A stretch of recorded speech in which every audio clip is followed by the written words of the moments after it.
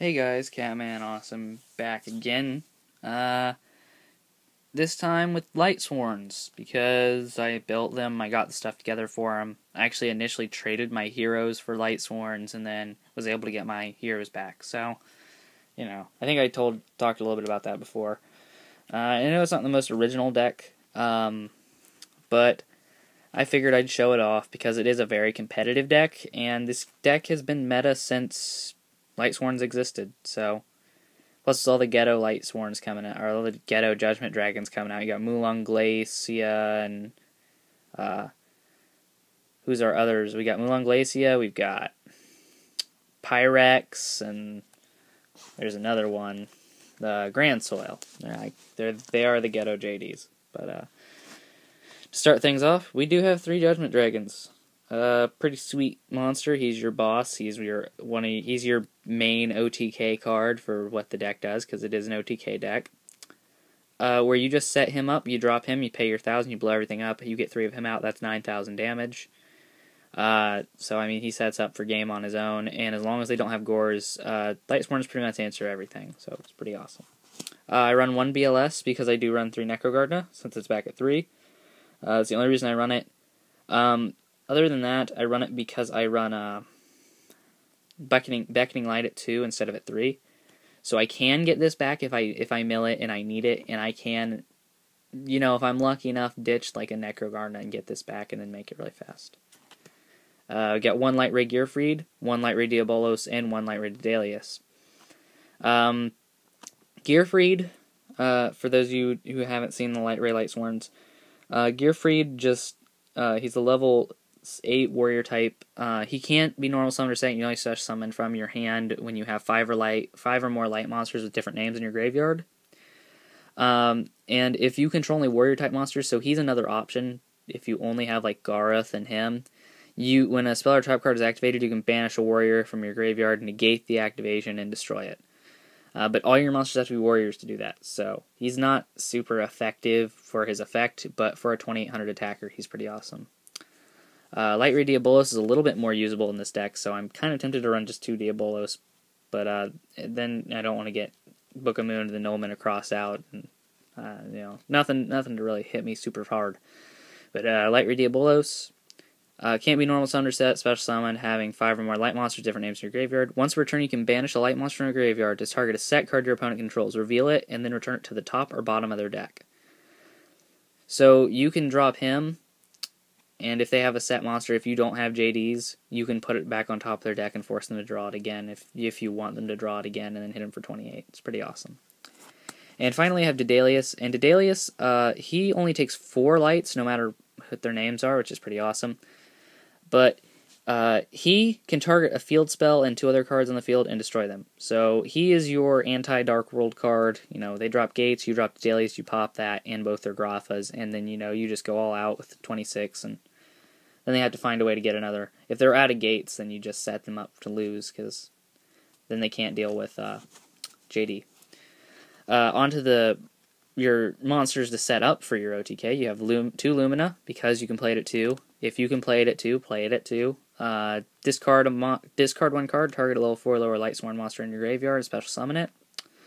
And during each of your end phases, you send 3 for him, or for her. So, you use Lumina, and here's a nice little thing, because I only run 1 wolf. I was running 2 for the longest time, but I draw it so often. And I still draw it, even at 1, and I hate that, so I run Lumina, because you can use Lumina's effect to discard wolf to special summon him, because he can't be normal summoned, but he can be special summoned. And wolf, when he's milled, when he's sent from your deck to the graveyard, no matter from where, so if you had a card somehow that just sent it to your graveyard, he'd still get special summoned, but 2100 attack, pretty awesome. You could Foolish Burial Wolf if you wanted to, I guess. It's not a bad plan, but I'm not running that, so. Celestia, it's the only Fairy Lightsworn that I'm running, because there's only, I think, 2 Fairy Lightsworns. But Celestia, if you tribute summon it by tributing a Lightsworn monster, you can send the top 4 cards of your deck to the graveyard, describe 2 cards your opponent controls.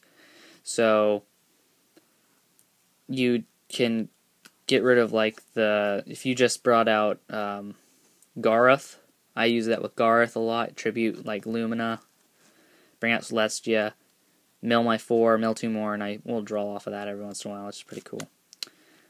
Jane's Jane. Hits the field when it attacks, gains 300 attack during damage steps, pits it up to 21, gets over Thunder King, which doesn't really kill this deck necessarily, but it can hurt the Lightsworns as a whole. And you send 2 cards from the top of your deck to the graveyard every end phase. It's not bad. Graganith is your piercing. I run 1 Graganith because it is very accessible in this deck.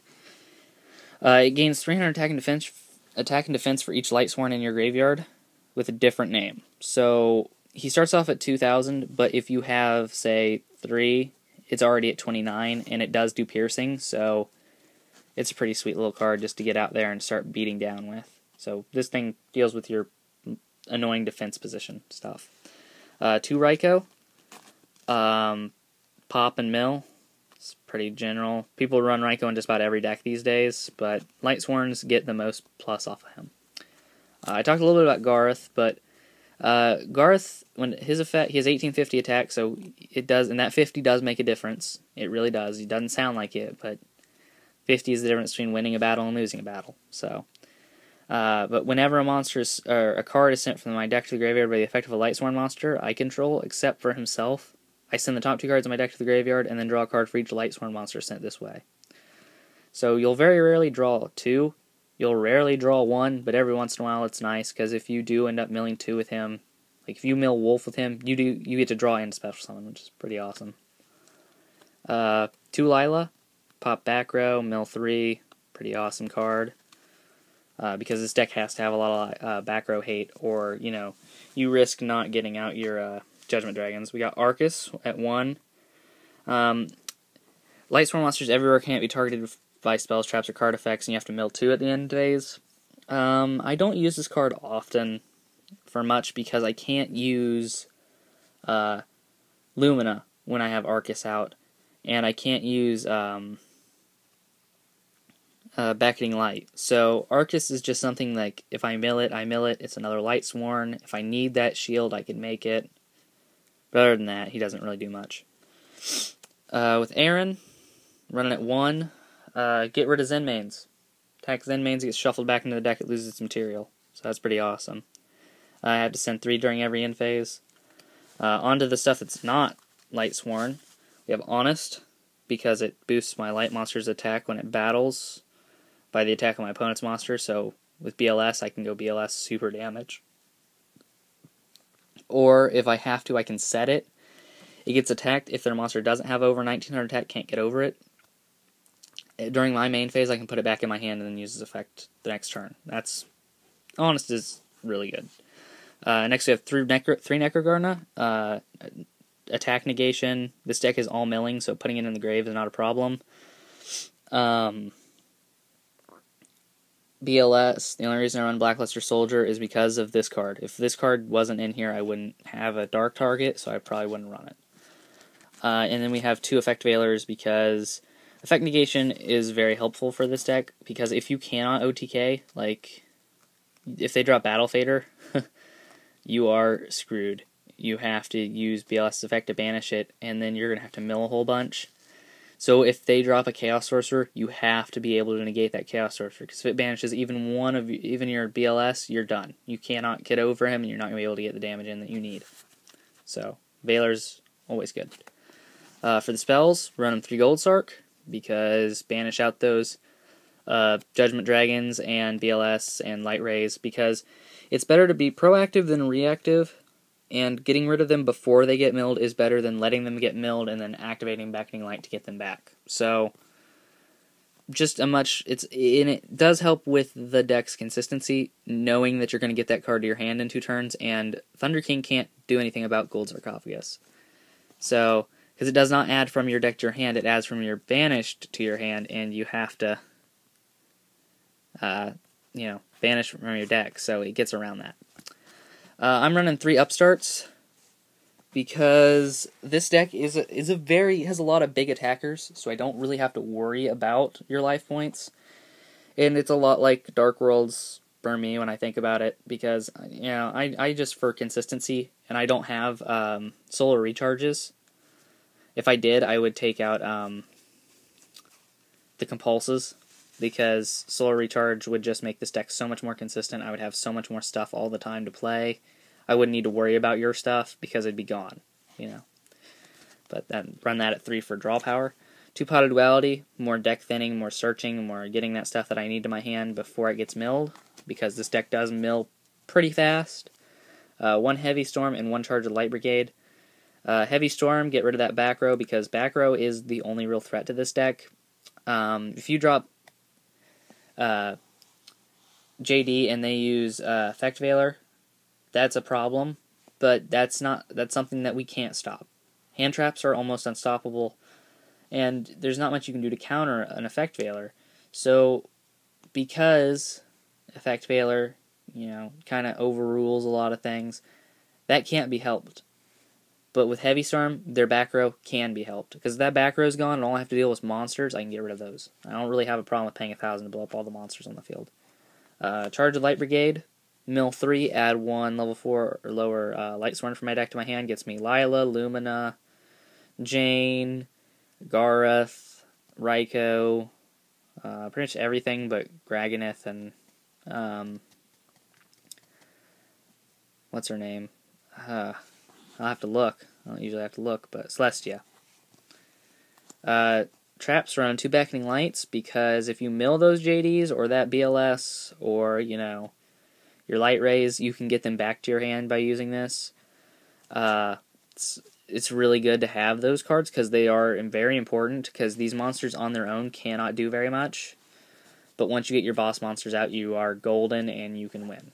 So, Beckoning Light's pretty awesome. 2 Compulsory Evacuation Device, because if I don't want to deal with your monsters. Like if I draw Super Dead, I can still set these, and you know, if they don't get hit, you come in to attack, just compulse you. So I don't have to deal with your monsters really overrunning me and beating me down. And yeah, I'm not running any Solemns in this deck. No summon negation.